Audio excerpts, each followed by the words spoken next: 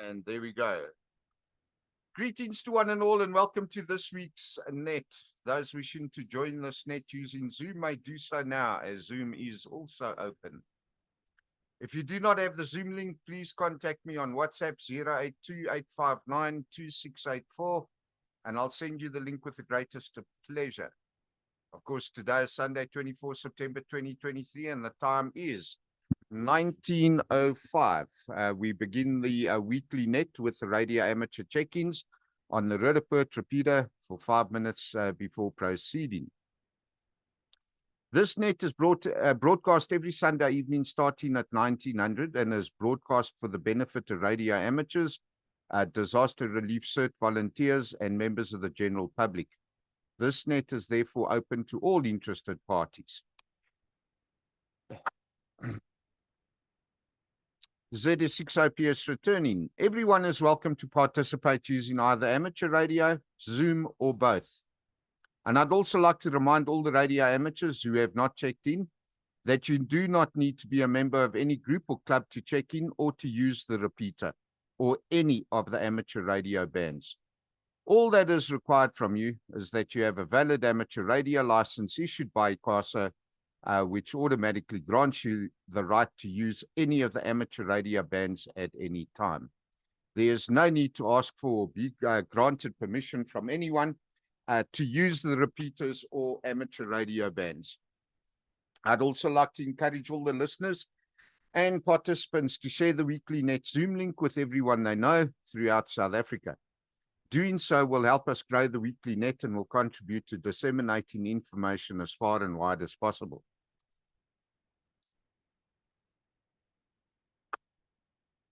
Right, ZS6 OPS returning. It's time to unpack the weekly COVID-19 figures, as this is one pandemic, might not be a health emergency or public concern anymore, but the pandemic is still ongoing, as 770,778,396 people have been infected and confirmed to have contracted COVID-19 globally. As per the World Health Organization's report at 11:40 on the 21st of September 2023. This is compared to the 770,560,000. This week, we see a total increase, and this is again concerning 214,929 compared to the previous week's 126,000. The global death toll now stands at 6,958,499. That is again also concerning, as it's up by 1,283 this week compared to the 316 of the previous week. Mpox has been reported at 90,465 cases globally as of 19 September 2023. Compared to the 90,377 of the previous week. We're down quite a bit this week, only 88 cases, whereas last week, I think it might have been a little bit of backlog of 625 has been reported. South Africa to date still only stands at 5 cases. Okay, ZS6 OPS returning. Now, following the outbreak of measles, I'm still going to be reporting on this particular communicable disease, and therefore it will be included in the interest of public health. So as at the 18th of September, South Africa now has 1,174 cases compared to 1,163, which again is only a slight increase of 10. The Limpopo province leading at 523. That's up 1 from last week. Northwest at 221, no change week to week, and Gauteng 212, which has increased by 6 in this current week. Okay, ZS6 OPS returning. Now, as reported by News 24 on the 18th of September, my apologies, 2023, I'd like to quote the article. And it's headed, angry protests erupt in flood-hit Libyan city of Derna, demanding help and criminal investigations. That's quite an interesting opening headline, considering Derna just lost over 3,000 people in one of the largest floods the city has ever experienced. So let's continue quoting from the news report. Hundreds of protesters rallied in Libya's disaster-hit Derna on Monday, accusing the authorities of neglect after a huge flash flood devastated the coastal city and swept thousands to their deaths. Demonstrators gathered outside the city's Grand Mosque and chanted slogans against the parliament in East Libya and its leader, Gila Saleh. I think that's how it's pronounced. The people want parliament to fall. Gila is the enemy of God. The blood of martyrs is not shed in vain, and thieves and betrayers must hang, they shouted. A statement read on behalf of the protesters urged a speedy investigation and legal action against those responsible for the disaster. They also demanded a United Nations office in Derna and the start of the city's reconstruction, plus compensation for the affected residents and a probe into the current city council and previous budgets. Those who survived from the city in what's left of the city against the ones who brought death and destruction to the city, posted an analyst on X, which is formerly Twitter, under pictures of the destruction. On 10 December, 2 dams in which cracks were reported as far back as 1998 burst after Storm Daniel hit eastern Libya, unleashing a devastating and deadly torrent that swept through Derna, a city of 100,000 people. ZS6OPS returning and continuing with the News 24 quote. The flash flood killed nearly 3,300 people and left thousands more missing. Tens of thousands of traumatized residents are homeless and badly need clean water, food, and basic supplies, amid a growing risk of cholera, diarrhea, dehydration, and malnutrition, UN agencies have warned. Disease outbreaks on Monday, under the heading of disease outbreaks on Monday, the UN warned that disease outbreaks could bring a second devastating crisis. Local officials, aid agencies, and the World Health Organization are concerned about the risk of disease outbreak, particularly from contaminated water and the lack of sanitation, the UN said.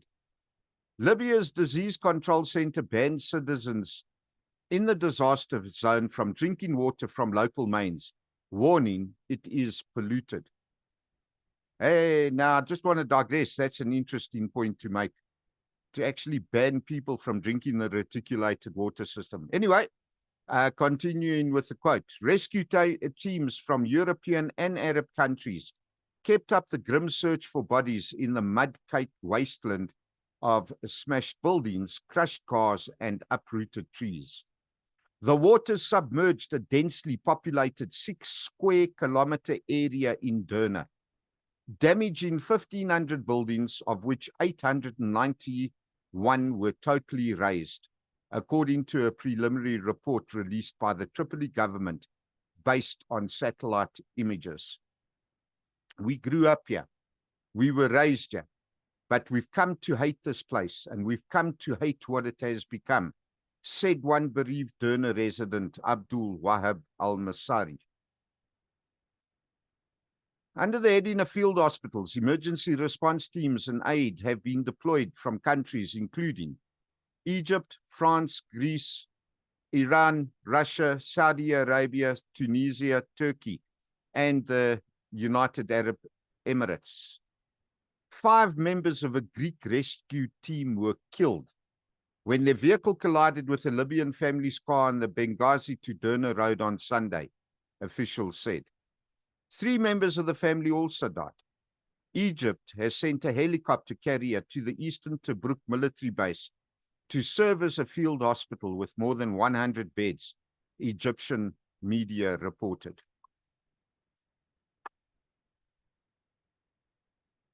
ZS6OPS returning. I just had to go back and reread that. Egypt has sent a helicopter carrier, not a helicopter. So just to clarify that. Going on with the quote, France has also set up a field hospital in Derna. Now, in my personal opinion, the extent of such a disaster not only destroys buildings, infrastructure, and takes lives, but it also has a major psychological impact on people, which can bring survivors to a point which may result in civil unrest. And that is something I think we should never lose sight of.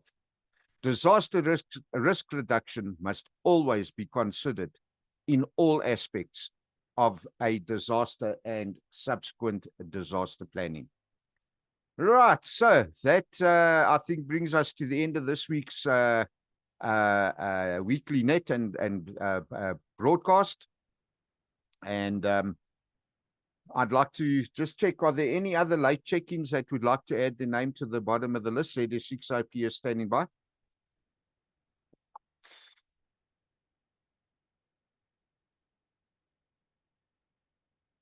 All right, nothing else heard. So finally, in closing, I'd like to encourage everyone to register as a disaster relief cert volunteer and to prepare and train to assist local communities when disaster strikes. And of course, the city of Joburg is on the brink of its own disaster at the moment, with a potential possibility and risk and all the rest of it, whereby Rand Water may in actual fact see a system failure due to various and numerous reasons, causes, and otherwise. This could in actual fact bring the city of Johannesburg to a point where there is no more reticulated water. And of course, that affects every single citizen, like 6.5 million people, population-wise. So that's the amount of people that could be sitting on the brink of a disaster. And then, of course, it will take some time before that is declared a disaster. However, that being said, we as Disaster Relief Cert are already planning and preparing and have set up several Disaster Relief Cert water crisis WhatsApp groups. If you need the link, please contact me on 082-859-2684. I'll share the links with you, and I'll give you the number again as soon as I close the net off. So that being said, I'd like to thank everybody who has in actual fact attended or listened to tonight's bulletin or broadcast, I should say.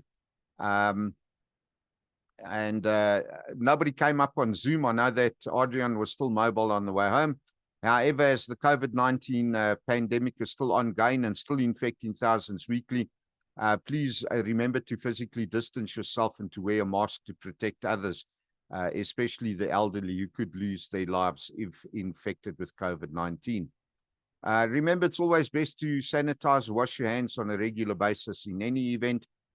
Doing so will also assist in stopping the spread of other respiratory diseases as well. So for the week moving forward, be safe, be prepared, and of course, be happy. This is ZS6IPS. Here's that cell phone number, 082-859-2684. I say again, 082-859-2684. And of course, I'm now releasing the Rudderpert repeater for general use. Cheers all.